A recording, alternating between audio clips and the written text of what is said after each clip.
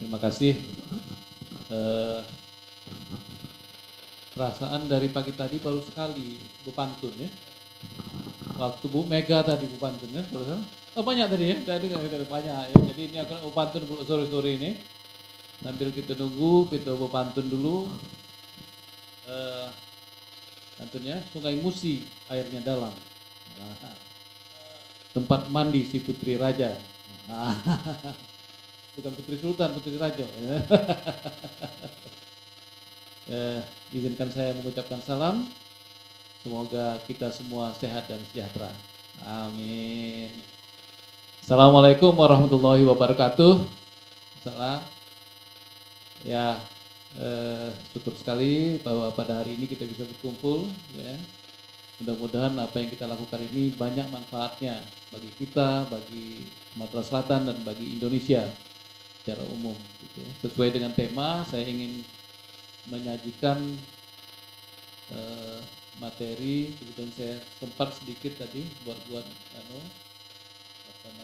slide. Mudah-mudahan ini bisa menggambarkan posisi kita seperti apa, gitu ya. Nah, ini. Jadi peranan kebudayaan dan pariwisata dalam Indonesia Emas 2045. Nah, posisi kita itu di mana? Kita tahu waktu zaman Pak Susilo Sudarman dulu, kita ini posisinya daerah tujuan wisata ke 17. Nah, sekarang apakah tambah bagus atau turun, kita lihat mana nih yang itunya ini kan. Ini tadi ya.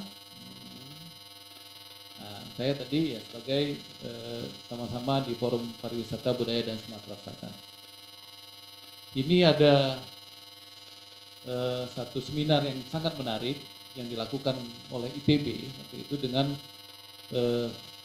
pembicaranya adalah Dr. Mira Puspasari Gunawan. Dia mengatakan bahwa menghadapi 2045 ini, apakah pariwisata ini akan tetap menjadi sektor unggulan? Sejauh mana pembelajaran dari pengalaman 50 tahun terakhir dapat diaplikasikan? Keberhasilan atau kegagalan pariwisata sangat bergantung pada tindakan politik dan administrasi, bukan hanya pada keahlian ekonomi dan bisnis. Tadi masalah politik ini sangat penting, makanya kita harus mengajak calon pemimpin daerah ini untuk kita itulah ujungnya. Dulu ada pemimpin yang senang polanya sangat meriah, ya, semuanya jadi. Nah, sayangnya sampai sekarang ini belum terlihat ada pemimpin yang hobi dengan budaya dan pariwisata ini. Mudah-mudahan tahun ke depan kita akan lihat seperti itu. Nah, jadi kalau kita perhatikan di sini bahwa pembangunan kepariwisataan itu sangat berperan dalam kemajuan sektor yang lain. Ini dia katakan, ya, untuk tahun 2045 kita harus melakukan transformasi sosial, ekonomi, tata kelola, supremasi hukum, dan stabilitas dan ketangguhan diplomasi. Jadi faktor diplomasi ini juga sangat penting. Bagaimana seumpamanya Forwida sebagai lembaga yang non pemerintah itu sebetulnya mempunyai peranan yang sangat penting untuk diplomasi. Ya. Kalau kita maju tentu tidak seperti ini kita, ya. Jadi betul-betul kita berperan dalam berbagai hal yang kita pentingkan, dan dikatakan bahwa untuk 2045 kita itu tidak hanya boosterism saja. Saya cari apa data ya, arti boosterism ini ternyata tidak hanya sekedar promosi saja. Kita senang tadi ada aplikasi Giwang yang bisa mempresentasikan kita ke dunia. Pertanyaannya berapa persen itu dilirik oleh dunia? Terus terang mungkin kita saja tidak punya aplikasi itu. Jadi sesuatu itu akan bagus kalau kita bisa promosikan lebih banyak. Itu intinya. Tapi tahun 2045 tidak hanya sekedar promosi. Kita harus berdasarkan knowledge, ilmu pengetahuan. Jadi harus kita cari seperti itu, baik penelitian, pendidikan, studi, hospitality itu harus kita bangun, dan kita harus melakukan prioritas-prioritas tadi yang dikatakan oleh Pak Tony, ya, bagaimana destinasi, strategi pengembangan, keterlibatan masyarakat, kelestarian lingkungan, dan kemajuan budaya. Kita sudah punya undang-undang kemajuan budaya, tapi sayangnya ini belum diikuti dengan adanya perda-perda tentang kemajuan budaya. Mudah-mudahan nanti akan semakin berkembang. Dan ini tanggapan dari Natalia Saputra, target kita itu tahun 2045 50 juta kunjungan wisata untuk Indonesia. Jadi masa depan pariwisata ini sangat dipengaruhi oleh keaslian alam, kehidupan sejajar antara flora dan fauna, hubungan simbiotik, pemeliharaan kualitas keaslian dalam melestarikan keunikan setempat. Nah, ini yang kunci apa sebetulnya target kita pada 2045. Ini saya lihat dari Kementerian BPN, ya, ada impian Indonesia 2015-2085, jadi lebih jauh lagi. Dia katakan bagaimana Jokowi itu menceritakan bahwa kita ini merupakan barometer pertumbuhan ekonomi dunia. Kita diakui baik dari segi teknologi, peradaban dunia, kemudian bagaimana infrastruktur yang merata di seluruh Indonesia. Itu 2085. Tengahnya 2045 ini. Jadi ada 4 pembangunan yang diharapkan, diantaranya adalah percepatan industri pariwisata dan juga peningkatan peran kebudayaan dalam pembangunan. Inilah yang kita bicarakan pada hari ini.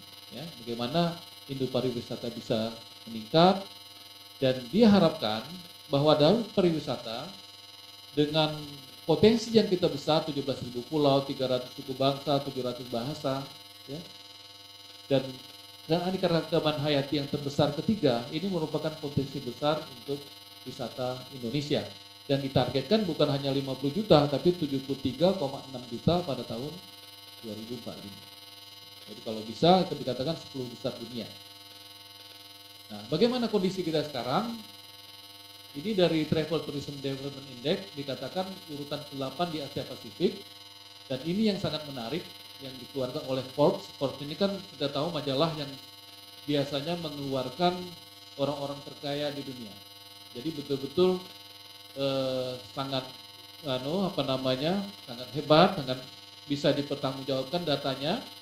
Dan yang menarik, dia menempatkan Indonesia itu sebagai the most beautiful country in the world. Jadi ini betul-betul hebat, ya. Jamrut Katulistiwa.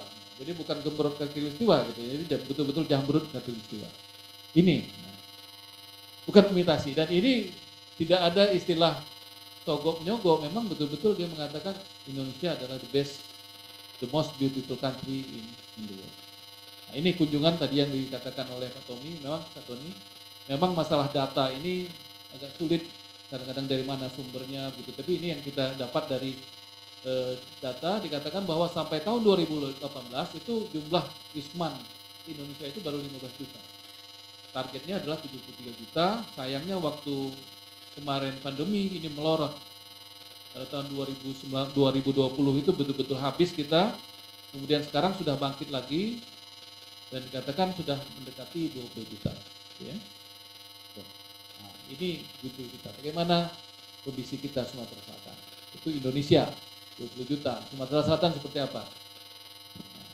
Tadi dari siang sudah dijelaskan, rasanya tidak percaya, wisman itu cuma sekian gitu Pak, ya rasanya. Tapi kita lihat bersama.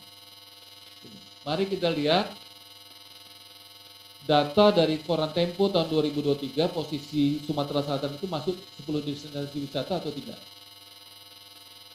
Alhamdulillah tidak ada. Nah, ini posisi kita. Ya, jadi betul-betul Danau Toba, Candi Borobudur ini semua sudah kita kenal semua.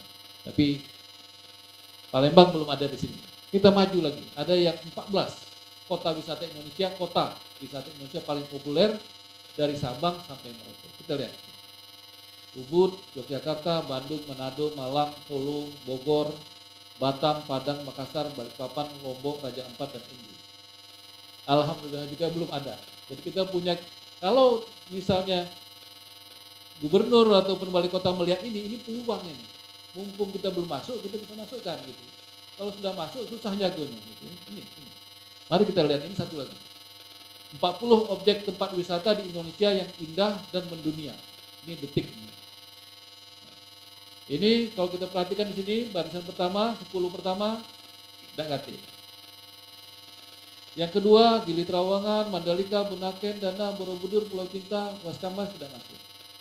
Ini Bali, Nusa Dua, Tegalalang, semuanya dari Bali, Bandung, Yogyakarta, Karimun Jaya. Ini 40 ini. Ternate, Merauke, Wakatobi, Belitung masuk. Prambanan, Kalimantan, Simoleh, Ini habis dari tsunami waktu itu masih masuk. Malioboro dan Pulau Natuna ini 39. Tapi kita lihat satu lagi. Yang 40 ini ternyata ada. Yaitu Taman Nasional 9. Nah ini. Alhamdulillah mungkin kita belum pernah ke sini gitu ya. Nah ini. Apa itu Taman Nasional 9? Ini adalah objek wisata Taman Nasional 9 terletak di Sumatera Selatan. Itu dari ikan sembilang, lokasinya di Semenanjung Banyuasin. Banyak burung air tawar di sini, banyak invertebrata. Yang menariknya adalah pada tahun awal bulan-bulan tertentu, Oktober dan Desember, dia migrasi burung dari Asia dan Eropa. Nah, ini obang ini Taman Nasional 9. Ini atau bukan? Bukan. Nah, ini dia. Inilah yang kita nanti kalau bisa Desember, Oktober, November, Desember kita terwida ke sana. Ya, kita lihat ini seperti apa sebetulnya Taman Nasional 9 ini sehingga dia termasuk 40 tujuan wisata yang harus kita kunjungi ke sana. Iya, migrasi, burung migrasi. Nah, ini datanya yang betul-betul perlu kita cermati lagi. Ya. Ini 15 daerah dengan total perjalanan wisata Nusantara terbanyak 2023. Ini kalau kita lihat di sini, Sumatera Selatan masuk 72 juta. Cuma nggak tahu apakah benar 72 juta, apa Pulau Kilir ke Jakarta kemana-mana masuk juga di situ. Ya. Karena data dari Disbudpar itu hanya 3,3 juta orang. Nah, ini 189 orang diantaranya adalah wisatawan mancanegara.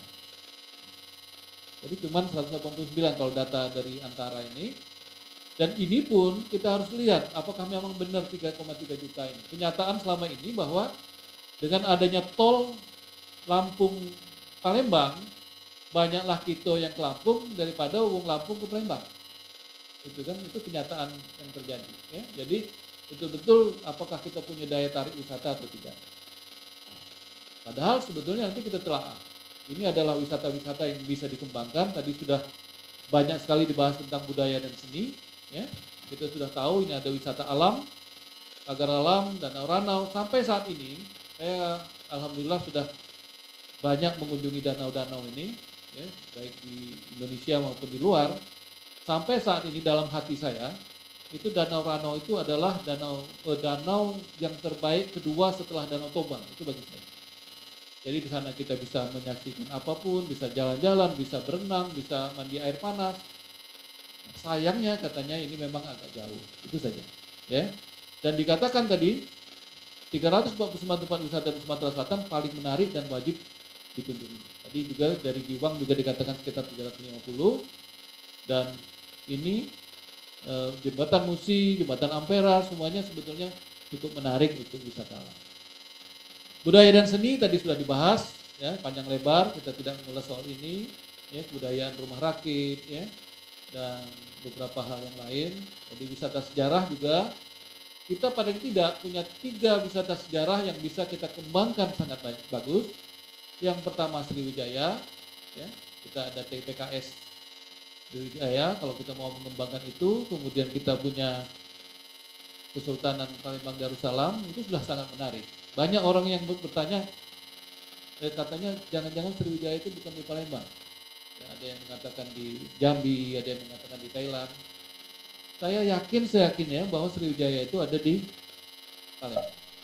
Alasannya sederhana, hanya di sini ada Pupuk Sriwijaya, Universitas Sriwijaya, Sriwijaya FC, tempat lain tidak ada. Sriwijaya pesawat bandara gitu. Yang lain tidak berada. Itu Sri kan. Artinya kita memang dari awal sudah menyatakan bahwa kita adalah pusat Sriwijaya. Di Jambi tidak ada. Ya. Apalagi di Thailand, ada Suwarna Bumi gitu ya. Ini. Dan satu hal yang sangat menarik adalah ini. Seguntang sebagai Wiyung. Ya. Siapapun yang dari Malaysia, Singapura maupun Brunei kalau ke sini pasti dia akan ke Bukit Tidung. Sayangnya apakah kita sudah siap menerima mereka? Kita ingat waktu PPN beberapa tahun yang lalu ya, itu rombongan Malaysia itu nak pergi ke Bukit Seguntang, alhamdulillah waktu itu Bukit Seguntang itu masih jelek-jeleknya. Itu kami cegah dari panitia itu kalau pajak dosa. Akhirnya mereka Pak Tony sengaja mesen bus rombongan ke sana. Dan mereka walaupun itu jelek, mereka sangat senang karena inilah leluhur mereka. Jadi mereka sangat percaya bahwa Bukit Seguntang inilah asal usul dari Melayu. Itu yang sayang tidak kita kembangkan lebih lanjut. Wisata belanja, saya kira kita puluhan kali ke Jakarta, ya, tapi paling-paling hanya sekali kita ke Taman Mini, sekali kita ke Monas, tapi puluhan kali kita ke Tanah Abang. Puluhan kali kita ke Mangga Dua. Nah, jadi sebetulnya wisata belanja itu sangat bisa kita kembangkan. Apalagi di Palembang ini ya, tadi sudah dijelaskan oleh Pak Heri tadi ya. Begitu banyak kerajinan-kerajinan yang kita jual dan kita mengharapkan agar memang betul-betul cindera mata itu bukan hanya yang mahal seperti songket, tapi betul-betul yang murah yang bisa kita pakai sehari-hari. Karena songket tidak mungkin dia nak pakai kapan katanya. Ya, itu kira-kira wisata belanja. Wisata kuliner apalagi. Banyak teman-teman saya yang sengaja datang dari Bandung, dari Jogja ke Palembang ini sekedar pengen makan. Pengen ke apa yang nasi di apa restoran itu Sarinande. Pengen aku nak ke Sarinande, datang dia balik. Begitu orang menghormati kuliner kita. Lengkap, kuliner lengkap. Ada makanan besar, pindang, nasi minyak, tempoyak, yang sedang es kacang, yang sedangnya ada model tekwan, yang kecilnya ada tempe. Jadi lengkap, mie telur. Jadi betul-betul sebetulnya kuliner ini tidak bisa inilah pelengkap wisata kita. Ya betul-betul pelengkap orang mau datang ke sini. Nah, di Sumatera Barat dia pemerintah itu mewajibkan satu desa per satu produk. Itu bisa berkembang. Jadi dikasih duit kan dana desa kan besar. 1M misalnya dengan satu produk dia mengembangkan kuliner-kuliner mereka. Ini yang menarik. Pempek Palembang dianggap makanan seafood terbaik di dunia, kalahkan sushi dan takoyaki. Kalau kita lihat di sini, walaupun dia ini nomor 4, sebetulnya dia nomor 2. Yang nomor satunya 4,8, yang lain 4,7. Itu kan? Jadi sebetulnya nomor 2 pempek. Dan saya ingat dulu Menteri Dalam Negeri mengatakan bahwa pempek itu merupakan kiriman pos dan terbesar di Indonesia. Seluruh Indonesia ini di Ambon segala macam pempek ini lah yang paling banyak, paling besar. 4 ton kan? Penyakitnya kalau kita bawa oleh-oleh pempek ke Jakarta, kemudian dihidangkan oleh tuan rumah yang banyak makan itu kita. itu khasnya. Habis itu. Wisata religi apalagi. Wisata religi ini semuanya kita punya, kita melihat begitu ramainya yang Al-Quran besar itu, Al-Quran raksasa itu ya. Sayangnya infrastrukturnya tidak menunjang, tempat parkirnya, jalan kecil. Tapi itu daerah tujuan wisata. Apalagi sekarang kan banyak wisata religi naik bus itu ya. Inilah wisata religi. Dan ini Cap Gome, ziarah kubro, ini kan kita lakukan. Nah ini yang menarik. Ini Syekh Abdul Somad Al-Palembani. Ini kuburan. Sayangnya tidak di sini. Adanya di Patani, Thailand. Tapi kapan kita ke sini? Kalau kita ke Thailand, kita biasanya ke Pattaya, kan tidak ke Patani. Karena dia agak jauh memang wisata. Tapi inilah kira-kira wisata religi yang bisa kita lihat. Ini wisata MICE. Ini sangat dikembangkan oleh Pak Alek Nurdin dulu. Bahwa MICE ini yang datang itu adalah para wisatawan kelas tinggi, kelas atas.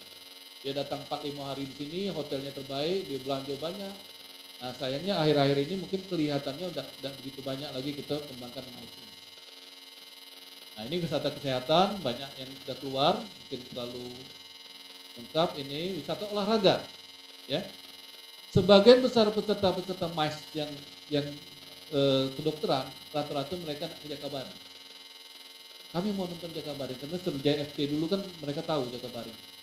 Nah, kita berharap mudah-mudahan ini bisa dipelihara dengan baik, kelestariannya bisa dijaga dengan baik. Tadi saya dapat kabar bahwa danau itu sudah tidak terurus, nah itu sayang. Itu janganlah yang buat yang baru, yang lama ini baik, itu siapkan sudah sangat baik. Ya. Nah ini sederhana saja, inilah sebetulnya kendala-kendala pariwisata yang harus kita atasi. Kemasan yang tidak menarik, diversifikasi produk yang tidak bagus, masih lemahnya pengelolaan kepariwisataan, kualitas pelayanan wisata yang belum baik, disparitas pembangunan kawasan wisata yang kurang bagus.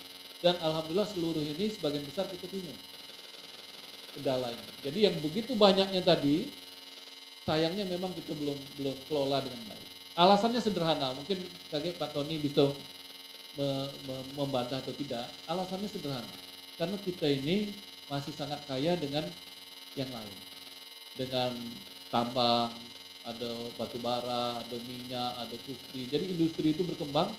Jadi seolah-olah wisata ini belum menjadi unggulan pertama. Itu bedanya dengan Bali, Jogja. Itu memang kalau dia tidak bisa mengembangkan wisata kayak kemarin, mati dia. Tapi kita masih bisa makan. Ini susahnya. Jadi sehingga kita belum bisa berkembang. Nah ini rangkumannya, ya. Rangkumannya kalau kita lihat tadi potensi kita amat sangat berlimpah. Aku pun ada gitu, ya. Dan perlu kita buat cari-cari lagi. Harus lebih fokus dan serius. Investor dibanding bidang pariwisata. Maka sebenarnya kalau CSR dari masing-masing ini kita aktifkan di sini, ya.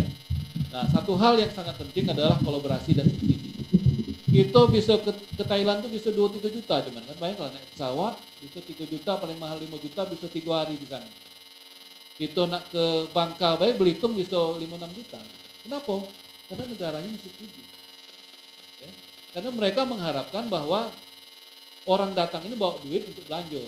Jadi jangan mengharapkan hotel yang mahal. Sekarang kan kalau ke Turki cuma berapa juta kan? Wah, 11 juta, bayangkan naik pesawat ke Turki sana 11 juta, 12 juta. Di sana diajak berjalan ke Papua, ke Raja Ampat tadi. Nah, itu betul-betul itu mahal. Itulah yang kayaknya memang harus kita lihat dan kita harus mengatasi 8 kendala pariwisata. Dan intinya seluruhnya adalah kreativitas dan nah ini terakhir. Ini mungkin kita lihat ada rumah kopi Palembang. Kalau lihat posisi ini kira-kira di mana dia? Betul. Di jalan apa, Bro? Dekat-dekat Thailand Raw, tidak ya. Ternyata ini adanya di Ambon. Jadi ada warung kopi Palembang di Ambon, bayangkan. Jadi Palembang ini cukup terkenal sebetulnya. Di Ambon ada warung kopi Palembang. Di kita udah kati warung kopi Ambon kan. Jadi sebetulnya potensi sangat besar, tinggal kita menunggu pemimpin kita ini apakah dia akan fokus dengan wisata ini sebagai unggulan. Ada pisang Ambon. Terima kasih banyak. Wassalamualaikum warahmatullahi wabarakatuh. Warahmatullahi wabarakatuh. Iya, plus untuk Kak Jul, luar biasa ya, menarik Kak Jul ini menyampaikannya dengan candaan-candaan tapi penogal loh ini. Iya, selalu ngomongnya ado de kita. Tapi yang payahnya ado kita ini yang negatif galau ini. Yang